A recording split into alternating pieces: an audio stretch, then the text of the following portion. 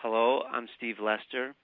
I'm a consultant and an associate professor of medicine at the Mayo Clinic College of Medicine and the director of the echocardiography and postdoctoral echocardiographic fellowship at the Mayo Clinic, Arizona. And today I have the opportunity and privilege to discuss with you some of my thoughts on the echocardiographic evaluation of left ventricular diastolic function. I have no relevant financial relationships with which to disclose. Now, echocardiography is a powerful tool that may help to provide the key to unlock many of the mysteries of diastole. There are a number of echocardiographic parameters that can be obtained and values integrated to help characterize LV diastolic function, or more specifically, the physiologic consequences of abnormal diastolic function, the elevation in filling pressure. What I would like to propose, though, is that in general, there are three key echocardiographic measurements that we can use in daily practice. These are, 1, a volume-based measure of left atrial size, 2, looking at blood flow velocity profiles, in particular the mitral inflow velocity profile, and 3, a measure of left ventricular function. These measures then shape this key, which can be used to fit the lock. Key measurement number 1 is a volume-based measure of left atrial size. This is key measurement number 1 because for the most part, it gives us insights into the chronicity of elevation in left ventricular filling pressure, and 2, helps us to characterize global cardiovascular risk. Key measurement number 2 is to look at blood flow velocity profiles, in particular the mitral inflow velocity profile, generally characterized by the E wave, the A wave, and the E wave deceleration time. Key measurement number 3 is then to look at left ventricular function. We can look at global ventricular function.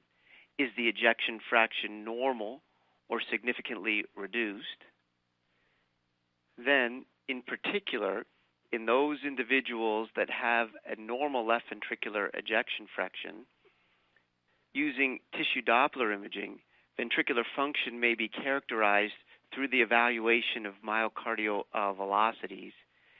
In the evaluation of left ventricular filling pressure, we look primarily at the early diastolic mitral annular velocity, or E prime velocity, as the E prime velocity is a good indicator of myocardial relaxation, and left ventricular myocardial relaxation is a very important component of left ventricular diastolic function. So although there are other echocardiographic parameters that may be used to characterize diastology, it is these three which represent those which are commonly used in daily practice. The measure of LA volume is the cornerstone to the evaluation for its ability to provide, again, insights for the most part into the chronicity of elevation in LV filling pressure, and 2, to help characterize global cardiovascular risk. So now I'd like to share with you 2 cases. Both of these individuals presented with the clinical syndrome of heart failure. Both were evaluated and treated. One remains symptomatic and the other has improved. And let's look at how some of these parameters can be used to help understand better these individuals' diastolic function. Case number 1 is of a 62-year-old woman. She has COPD treated with Advir and has had a long-standing history of hypertension and noted a progressive decline in her renal function over the past 2 years. This is a peristernal long-axis view, and we're reminded that it is the initial observations of the two-dimensional echocardiographic features that often can provide some diagnostic clues as to the status of diastolic function. As patients with diastolic dysfunction, qualitatively, you may begin to see increase in LV wall thickness, that there's an increase in LA size, and perhaps reduced annular motion. This is the apical 4-chamber view on left ventricle, left atrium. On the left side of the screen, we can appreciate that biventricular ejection fraction is normal, and also qualitatively that the left atrium is dilated. And for reasons that I will allude to in a moment, I believe it is important to go beyond the qualitative measure of left atrial size. The Guidelines and Standards document from the American Society of Echocardiography on chamber quantification recommends that a volume-based measure of LA size be performed, and they recommend using either a biplane Simpson's or, as illustrated here, a biplane area length measure. Here, we would take the apical four-chamber view, and we would trace the area of the left atrium, being sure to avoid the confluences of the pulmonary vein. And then we measure the length. We then look at the apical two-chamber view, and we trace the area of the left atrium, being sure to avoid the left atrial appendage, and then we measure the length. And this formula on the bottom is used to calculate left atrial volume, which is then indexed for body surface area. Although LA volume index is a continuous variable, there are proposed dichotomous cut points to describe mild, moderate, and severe left atrial enlargement, such that we not only characterize this parameter as normal or abnormal, but we begin to qualify the degree of abnormality. Realize also that not all echocardiographic parameters are qualified using the same method. Most are based on some standard deviation above or below a reference limit from a group of healthy or normal population. Some parameters, however, are too qualified based on expert opinion or clinical risk. For example, ejection fraction, and also, as I'll say, is left atrial volume. The point being with left atrial index volume, therefore, is that an individual that has an LA indexed volume of, say, 39 mils per meter squared is of greater risk for an adverse cardiovascular event such as a heart attack, stroke, atrial fibrillation, heart failure, or dying than, say, an individual that has an LA indexed volume of 31 mils per meter squared.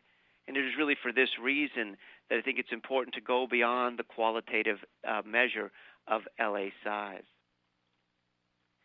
As mentioned in the Guidelines and Standards document from the American Society of Echocardiography, that one may also use the biplane Simpson's method to calculate LA volume. The principle here is that the total LA volume is calculated from the summation of a stack of elliptical discs. The cross-sectional area of each disc is then based on the diameters obtained from the four and two-chamber views. Here we see the difference in the means of the indexed LA volume measured from the area length method in relationship to the biplane modified Simpson's method. What is important to recognize is that although the area length and the Simpson's method yield consistent values with each other at all ranges of LA volume, there are in fact differences in the values obtained by the two methods, such that the Simpson's method yields lower values by about 3 to 4 mils per meter squared. As we look again at the proposed cut points for mild, moderate, and severe LA enlargement, it's important to note that these values are based on area length measurements, such that some translation in the discussion of LA volume measurements is likely required according to which measure is adopted. Now, in our patient, the LA indexed volume by the biplane area length method measures at 46 mils per meter squared, which tells us for the most part, filling pressures have been elevated over some period of time.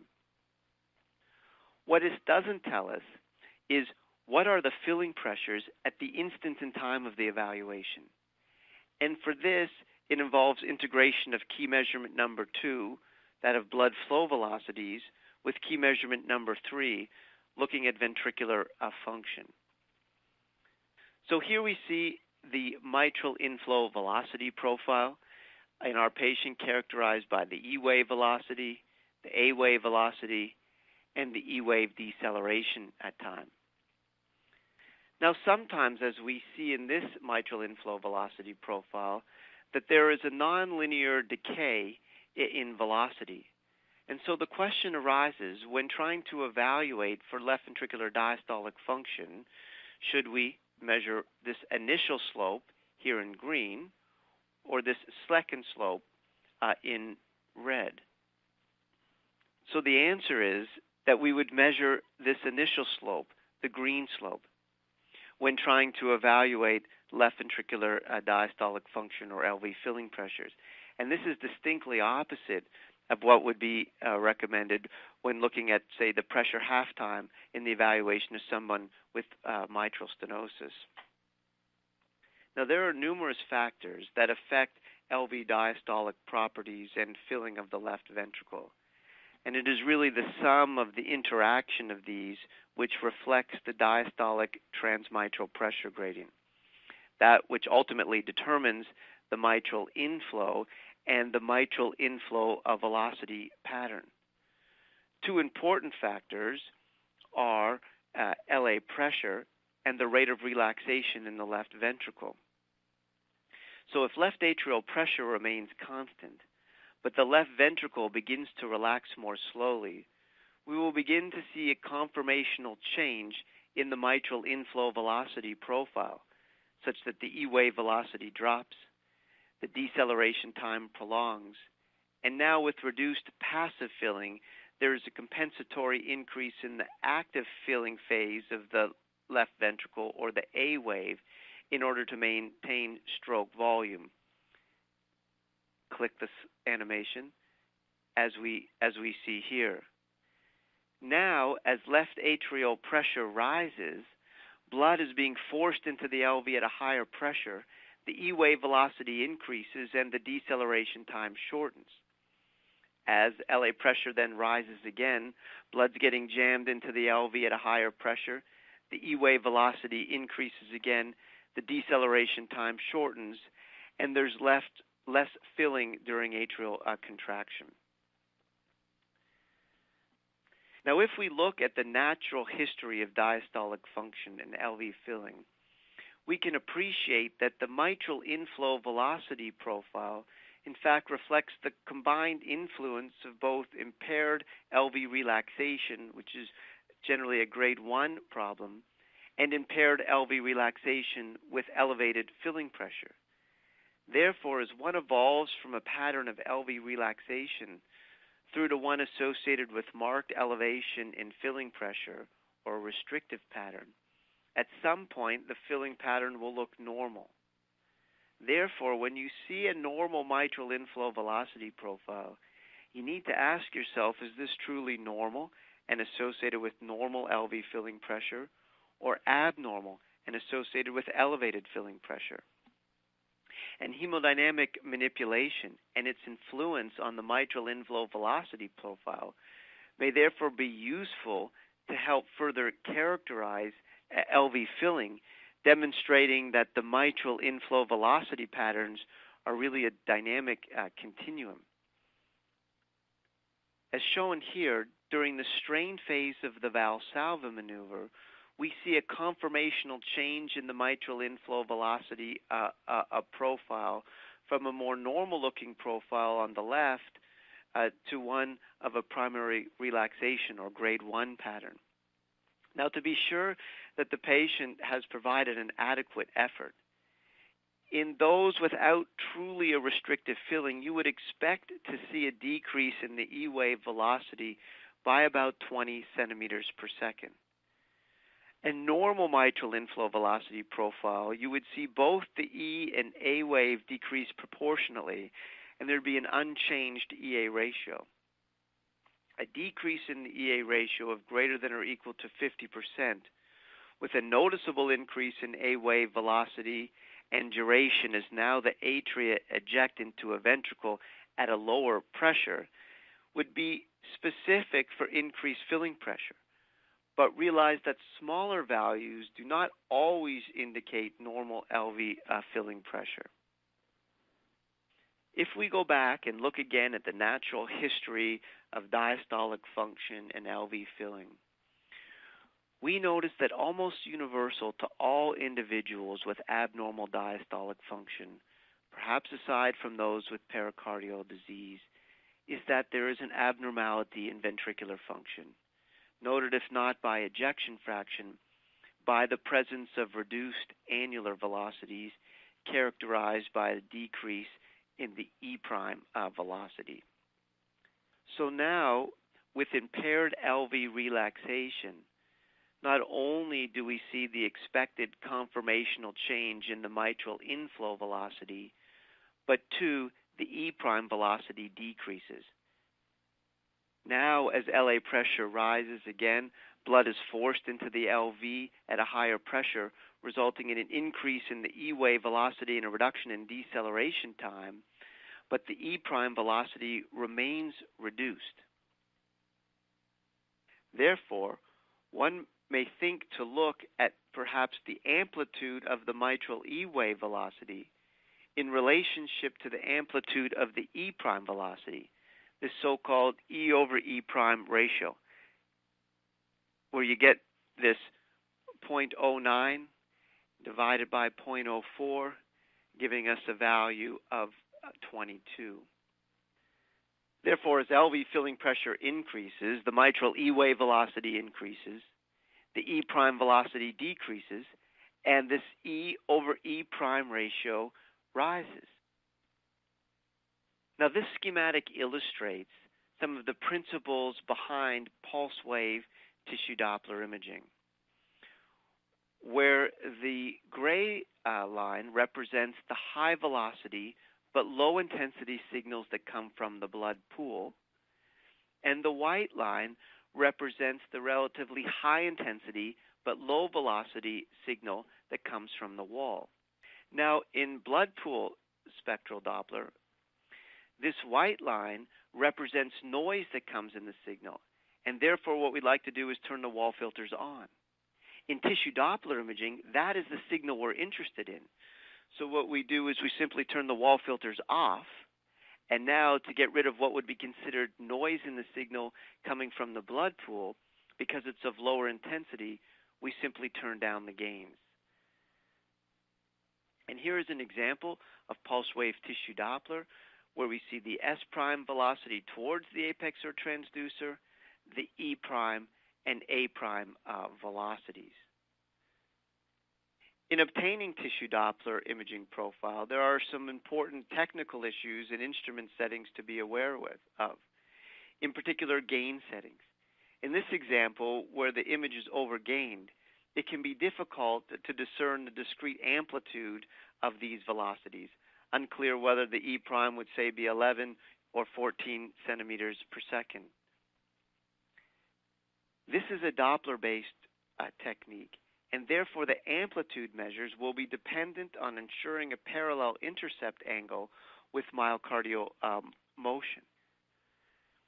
During respiration, the heart will move within the chest, and therefore our sample volume or gauge may move off the region of interest, creating noise in the signal, making it difficult again to discern exactly what the amplitude of the velocities would be.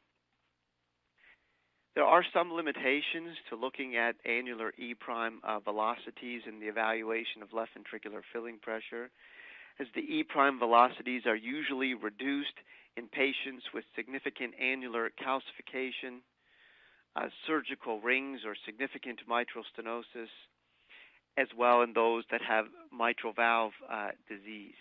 Note that the timing variables, as we will discuss, may still, however, work in these situations. Now, pulse wave tissue Doppler to acquire annular velocities is performed from the apical views, where you see here the sample volume placed within or at the insertion site of the mitral leaflets, and here we see the mitral medial annular velocities. The image is then realigned and the sample volume placed to the lateral annulus, and again, we get the tissue Doppler of velocities looking at the S prime, E prime, and A prime velocities. Now here we see our mitral inflow velocity profile on top, and we see the lateral and medial E prime velocities. And we immediately appreciate that the lateral E prime velocities are higher than the medial E prime velocities, and this is normal. And so the question arises, when trying to calculate the E over E prime velocity, should we be using the medial annular velocity or the lateral annular velocity? The ASEUII suggests that the medial and lateral E prime velocities be obtained and averaged, given there's some influence perhaps on regional function in these velocities and time intervals, so that we would take the 18 and 14 and would use the average of these of 16. And when looking at an averaged E over E prime velocity, a value over 13 would suggest elevation in filling pressures. A single site measurement may be used in patients with globally normal or abnormal function, but again, it is imperative to average in the presence of any regional dysfunction. If we simply use a single site medial annular velocity, a value over 15 would be considered abnormal. If using a single site lateral E prime velocity, a value over 12 would be considered abnormal. Now, not only can we look at the amplitude of the mitral E wave velocity to the amplitude of the E prime velocity to provide us this E over E prime ratio, as we see here, 22, but we can also look at the timing relationships. You see, normally what happens is that the annulus relaxes and then blood gets sucked into the left ventricle. If this is the case, we would suspect that the onset of the E prime velocity occurs a little bit before the onset of the mitral E wave velocity. If, on the other hand, what's happening is that blood is being forced into the LV at high pressure and then secondarily the annulus comes back, then we would expect that the onset of the mitral E wave velocity to occur at or before the onset of the E prime velocity. And in our patient that has an E over E prime ratio of 22, we see just this, the abnormal finding where the mitral E wave velocity onset occurs before the annular E prime velocity. So in summary of this case, the left atrium is enlarged. And this tells us, for the most part, filling pressures have been increased. Our Doppler parameters tell us that filling pressures are too increased at the instance and time of the evaluation. So this patient remains symptomatic and short of breath. So let's take a closer look at this case. This is a 62-year-old woman, reminded that she had COPD, treated with Advir. She's presenting with increasing symptoms of shortness of breath on exertion and is now functionally class 3, not responding to intensified treatment for her lung disease. She had this long-standing history of hypertension and a progressive decline in her renal function over the past 2 years. So she had presented with the clinical syndrome of congestive heart failure. And we're reminded that heart failure is not a disease, but rather a clinical syndrome that may be the manifestation of a heterogeneous group of underlying diseases. And when asked how to manage an individual with heart failure, in this case with a normal left ventricular ejection fraction, there are certainly general, primarily symptomatic treatment of beta blockers, ACE inhibitors, or diuretics, but fundamentally the treatment is tailored to the specific etiology of the underlying disease. So now let's take another look at this echocardiogram. This patient, as we see here, had not only left atrial enlargement, but in fact had biatrial enlargement. We see that not only was the LV walls appear to be thick, but there too is an increase in RV wall thickness. So is this just hypertensive heart disease? Well, the biventricular increase in wall thickness would be somewhat inconsistent. Biatrial enlargement, too, would be somewhat inconsistent. This patient's RVSP was 38 millimeters of mercury and had a progressive decline in renal function. If we look at the 12-lead electrocardiogram, we see sinus rhythm, left axis deviation, and perhaps borderline low voltage. But we're reminded that perhaps 10 to 15% of individuals that may have biopsy-proven cardiac amyloidosis may not, in fact, have low voltage on their 12-lead ECG. And so this echocardiogram has features to suggest more than just hypertensive heart disease. It, in fact, is suggestive of an infiltrative process. This patient then went on to have a biopsy and unfortunately had the diagnosis of cardiac amyloidosis, where the management of this patient, therefore, is not ACE inhibitors and beta blockers and diuretics, but management is directed specifically to the underlying disorder of cardiac amyloidosis. Now, although not reviewed directly in the above case or in these cases, at times it may be very informative to acquire additional information from the mitral inflow velocity profile, such as the isovolumic relaxation time, or IVRT, obtained with a continuous wave Doppler in the left ventricular outflow tract to simultaneously display the end of aortic ejection and the onset of mitral inflow. Now, in this Wiggers diagram, we see arterial pressure, ventricular pressure, and atrial pressure. And as we see in the bottom series of graphs, that as the left atrial pressure continues to rise, the time from aortic valve closure to mitral valve opening, or the isovolumic relaxation time, shortens. Now, if we look at this echocardiogram acquired from a 68-year-old gentleman, you note that the left ventricular ejection fraction is normal. Qualitatively, the left atrium is enlarged, and that there is significant mitral annular calcification. So when interpreting his mitral inflow velocity profile with clearly an increase in E-wave velocity, one has to question whether this is secondary to the annular calcification and some degree of obstruction to mitral inflow, or if, too, there is an increase in filling pressure. The relatively short IVRT and deceleration time would suggest that these findings are largely related to an elevation in LV filling pressure. At times, information gleaned from the pulmonary venous flow profile can be instructive. In the transthoracic imaging, these are generally acquired from the apical four-chamber view, with color flow imaging helpful to guide the location for placement of the pulse wave sample volume, which is generally about a half a centimeter with a 2 to 3 millimeter gate size placed into this right upper pulmonary vein. The velocity profile is characterized by a systolic and diastolic wave along with an A-wave reversal. Now, to optimize this signal, it's important that the patient suspend respiration in end expiration, and it's also important to be sure that the wall filter settings are low enough so that one can display the onset and termination of the atrial reversal velocity waveform.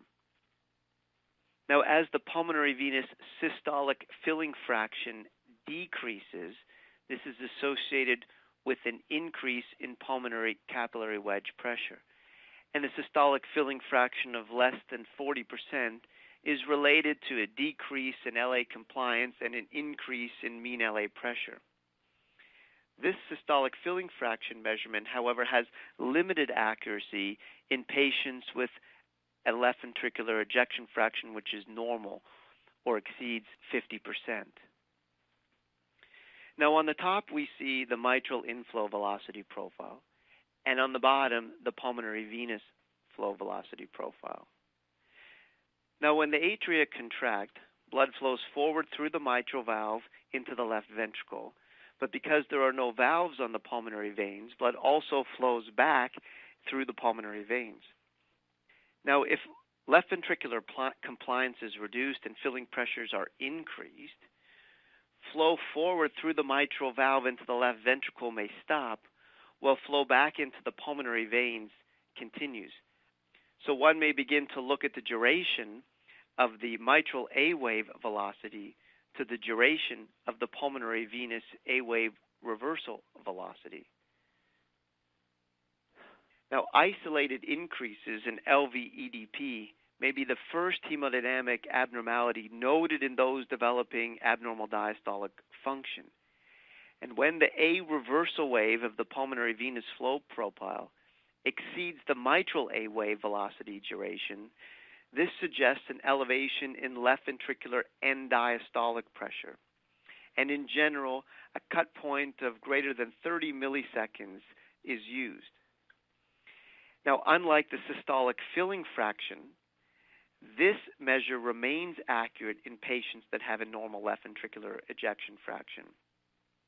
And also recognize is that other parameters that we have discussed, such as LA size and the mitral inflow velocity pattern, these are in fact indicative of mean LA pressure, where the duration of the mitral A wave to the duration of the pulmonary venous A wave is indicative of left ventricular end diastolic pressure.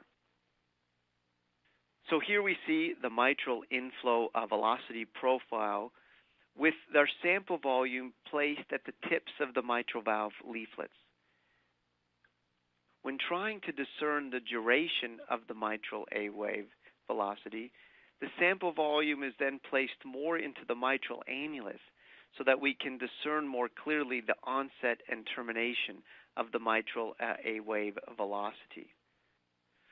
So when trying to evaluate the timing durations, we would take this 200 milliseconds, subtract 160 milliseconds, giving us a difference of 40 milliseconds. This would exceed the cut point of 30 milliseconds and would suggest that this individual too has an elevation in left ventricular end diastolic pressure.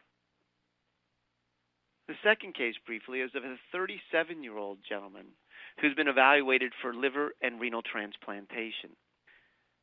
Here's the parasternal long axis view. And again, we're reminded that it is often our initial observations of the two-dimensional image that may provide some diagnostic clues as to the presence or absence of normal or abnormal diastolic function. Here, the left ventricular ejection fraction is normal. Qualitatively, we begin to appreciate that the left atrium is a bit dilated and that there's a small pericardial effusion. This is the apical four-chamber view, left ventricle, left atrium on the left side. Biventricular ejection fraction is normal. We calculated the LA indexed volume by our biplane area length method. This was 32 mils per meter squared, or mildly elevated, which would tell us for the most part that over time LV filling pressures have been increased. What this does not tell us, however, is what are filling pressures at the instant in time of our evaluation. And for this, we need to integrate key measurement number 2, our blood flow velocity profiles, in particular as we see here the mitral inflow velocity profile, integrated with key measurement number 3, a measure of ventricular function. And when ejection fraction is normal, in particular, we begin to use tissue Doppler imaging to look at the early diastolic mitral annular velocity, or E' velocity.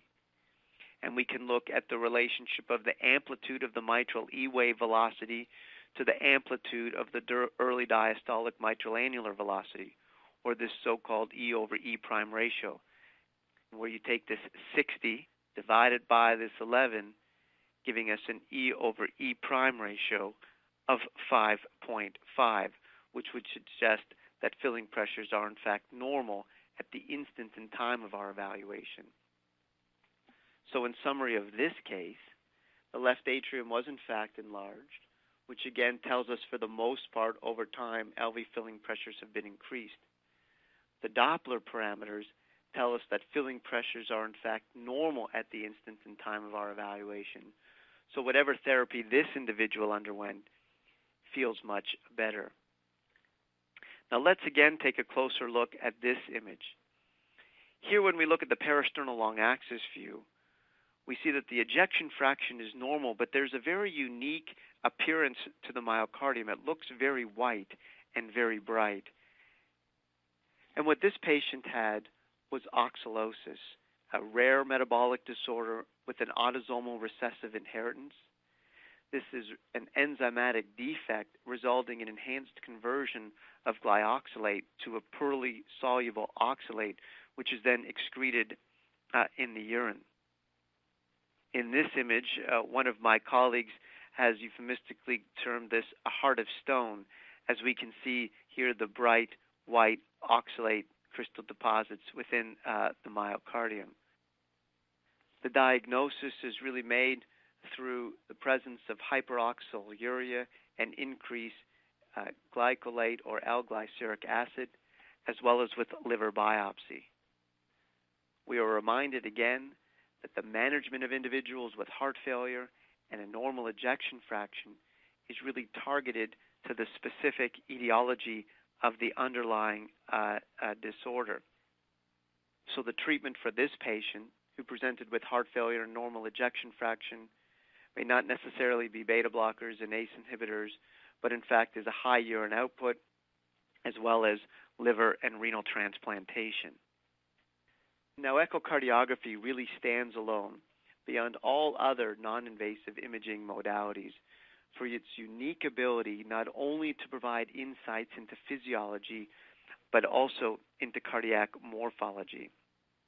And although there are other echocardiographic parameters that may be used to characterize LV diastolic function, or more specifically, the physiologic consequences of abnormal diastolic function, the elevation and filling pressure, it is these above three key measurements that are commonly used in daily practice.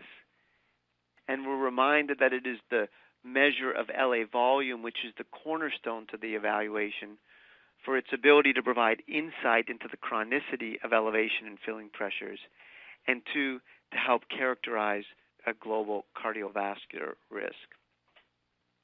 Let us now look at a case of a 49-year-old male with a 10-month history of shortness of breath on exertion. He's functionally class 3, unable to work. He's got abdominal pain and lower extremity edema, recurrent pleural effusions. And let's see how some of the variables that we have discussed can be used to help identify an often confusing situation of trying to determine whether this individual has truly restrictive or constrictive physiology. Here we see an apical 4-chamber view, left ventricle, left atrium on the left side of the screen. And in looking at septal motion, we may begin to see a septal bounce or shudder. Now, as we look at the mitral inflow velocity profile, characterized by the E wave velocity, A wave velocity, and deceleration time, this would suggest a restrictive pattern. However, we notice that there is a significant variation in the value of the E wave velocity based on the phase of respiration. Normally, on the left side, there should be no more than a 5 to 10% difference in the E wave velocity amplitude with respiration. This is in difference to the right side, where a 15 to 25% variability in E wave velocity may be considered normal. Here, on the mitral inflow velocity profile, we see a change of 25%. Here we look at the mitral annular velocities from both the medial and lateral annulus. And we notice two things. One, the medial annular E prime velocity exceeds that of the lateral annular E prime velocity. And we said normally the opposite occurs. And this has been termed annulus reversus. In those with constriction, as radial expansion of the heart is limited by the constrictive pericardium, there may be accentuated longitudinal motion, here noted by the increased E prime velocities. In addition, pericardial adhesions may limit lateral longitudinal motion, resulting in this quote-unquote annulus reversus. We also note that despite this patient having the clinical syndrome of heart failure, that there are very robust E prime velocities. And so this E over E prime ratio in this gentleman was very low at 4. And this has been termed annulus paradoxus. It is paradoxical to have such a high E prime velocity and low E over E prime ratio, perhaps in an individual with the clinical syndrome of heart failure. Lastly, if we look at the timing relationships between the onset of the annular E prime velocity and the onset of the mitral E wave velocity, we note that despite the clinical scenario, that the timing relationships remain normal, with the E prime velocity onset before the mitral E wave velocity. So when looking at timing intervals, we can see that in those that have constriction, that the timing relationship remains the same as those who are normal, whereas those that have a truly restrictive physiology, that the timing relationships are reversed. So by evaluating the amplitude and timing relationships from two of our key measurements, we see how this may unlock the mysteries of whether someone has a constriction or restriction. Another dilemma often faced is, what do you do now in an individual that has this ECG, atrial fibrillation? Well, we begin again by looking at key measurement number 1, the volume-based measure of left atrial size. Here is an echocardiogram from a patient with atrial fibrillation.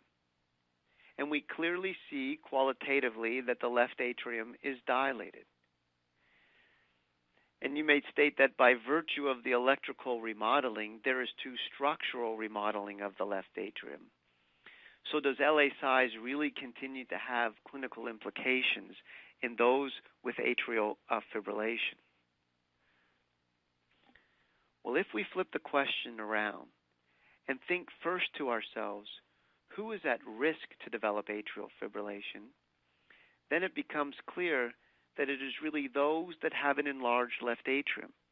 Because as we see the age-adjusted cumulative survival free from non-valvular atrial fibrillation, it's very much dependent upon the size of the left atrium. So the fundamental question, therefore, is, who will develop an enlarged left atrium? The answer to the fundamental question of who will develop an enlarged left atrium is that it is those who have abnormal diastolic dysfunction, where the LA size can be seen as the morphophysiologic expression of LV diastolic dysfunction. So those with more severe diastolic dysfunction tend to have larger left atrial volumes.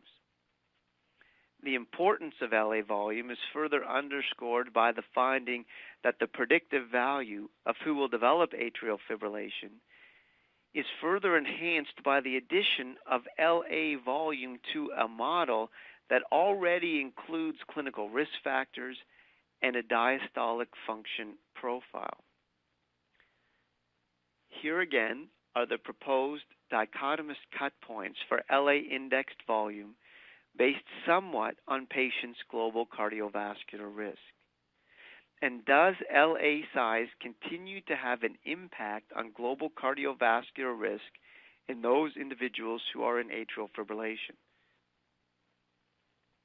If we look here at this study at the assessment of factors affecting plasma BNP levels in patients with chronic atrial fibrillation and preserved left ventricular systolic function, we see that LA indexed volume remains an independent predictor of plasma BNP levels in patients with chronic atrial fibrillation and preserved LV systolic function. Now, key measurement number 2 is to then look at the mitral inflow velocity profile.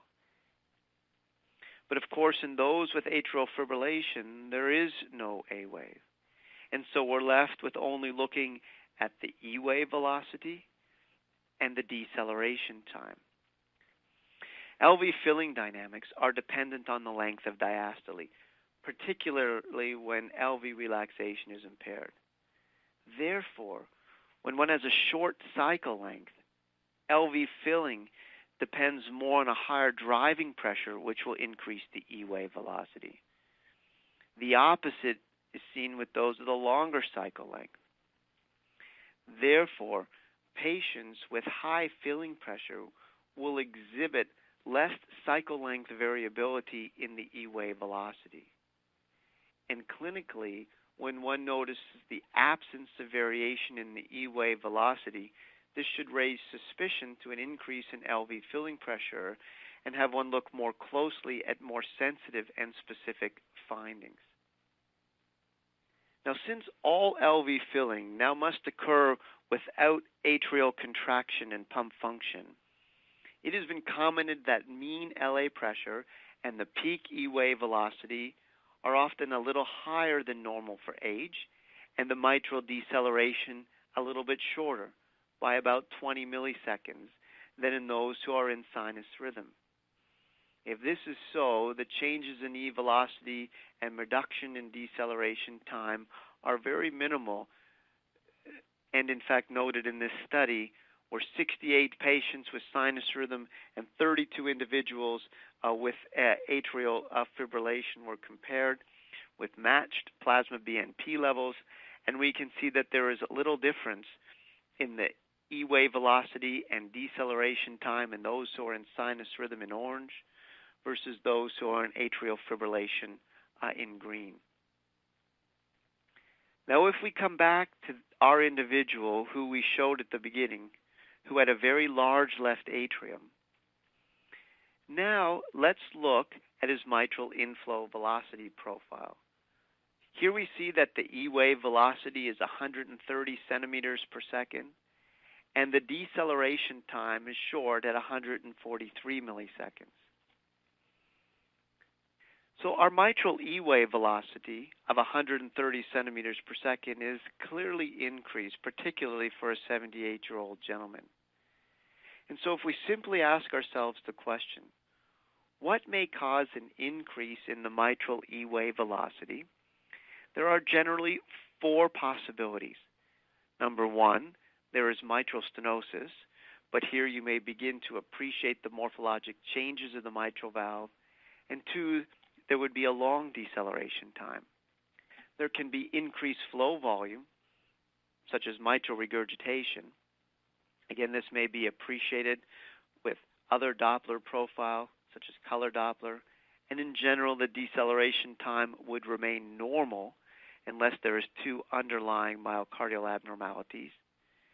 Three, the patient can have a very high left atrial pressure, so blood is now being jammed into the LV at a higher velocity, but here we would appreciate perhaps a small or low E prime velocity.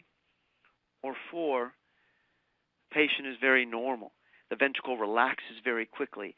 Blood gets sucked into the LV at a high velocity, and here we would expect to see high E prime velocities. Now in our patient, where we look at his E-wave velocity and deceleration time, we can also ask ourselves the question, what we think most likely would be the LVOT velocity. The point being that since the E-wave velocity and the LVOT velocities are related to the orifice area and stroke volume, there would then be a predictable ratio between these variables in normal individuals, regardless of what the heart rate is or cardiac output. Now, normally, an LVOT velocity is about 1 meter per second. And therefore, the mitral E-wave velocity to the LVOT velocity ratio is perhaps 80% in young individuals, decreasing to 70% in the middle-aged individuals, and perhaps as low as 60% in the elderly, as LV relaxation slows and the E-wave velocity decreases. A ratio lower than expected would indicate impaired LV relaxation, but a normal mean LA pressure. A normal ratio with either increased or decreased E and A wave velocity would be seen with either reduced or increased cardiac output. And a higher than expected ratio would suggest that the peak E velocity is due to either mitral stenosis, mitral regurgitation, or elevated LA pressure. And we see here that the LVOT velocity is 0.8 or 80, suggesting that this ratio is higher than expected and likely associated with elevation in left atrial pressure. One may also look at the isovolumic relaxation time. On the left, we see a study of 54 patients with heart failure and either ischemic or non-ischemic cardiomyopathy, low EF, and atrial fibrillation. And it is appreciated that as the pulmonary capillary wedge pressure increases, the IVRT shortens. And we can see that in those with atrial fibrillation, an IVRT of less than 65 has reasonable test characteristics to predict either normal or increased filling pressure. Here are again some technical tips on how to evaluate the LV IVRT, but points to recognize in those with atrial fibrillation is that beats with a very short RR intervals, especially if systole had caused an abrupt cessation of mitral inflow, should probably be excluded, and it would be ideal to average about 5 beats. One can also look at the pulmonary venous flow velocity profiles in those with atrial fibrillation. Now, those with atrial fibrillation should have a reduced but not absent systolic fraction, since the S1 component is due to atrial relaxation is absent. And we can see here that on the left, as the systolic filling fraction decreases, pulmonary capillary wedge pressure increases. And on the right, just looking at the deceleration time of the diastolic pulmonary venous velocity profile, as this shortens, pulmonary capillary wedge pressure increases. We also look at key measurement number 3.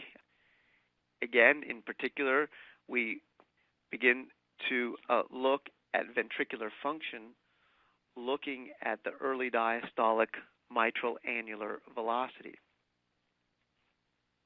If one looks at the E prime velocity, we note that the correlation of tau, or the time constant of LV relaxation, with that of the E prime velocity was not significantly altered by heart rate. On the other hand, the reduction in E prime velocity with a shorter RR interval was directly related to the transmitral pressure gradient, as is the E velocity, and therefore one should still be able to look at the E over E prime ratio in those with atrial fibrillation. So in our 78-year-old gentleman, the E prime velocity, as we see here, is 0.08 meters per second. So one can calculate this E over E prime ratio. Click on the slide. Click on the slide again, where you take the 1.3, click on the slide, divided by 0.08, click on the slide, giving us a value of 16, which would be elevated, suggesting that filling pressures are too increased at the instant in time of our evaluation. This individual also appeared to have an intraatrial septal communication, and we can exploit this to give us some additional insights into left atrial pressure.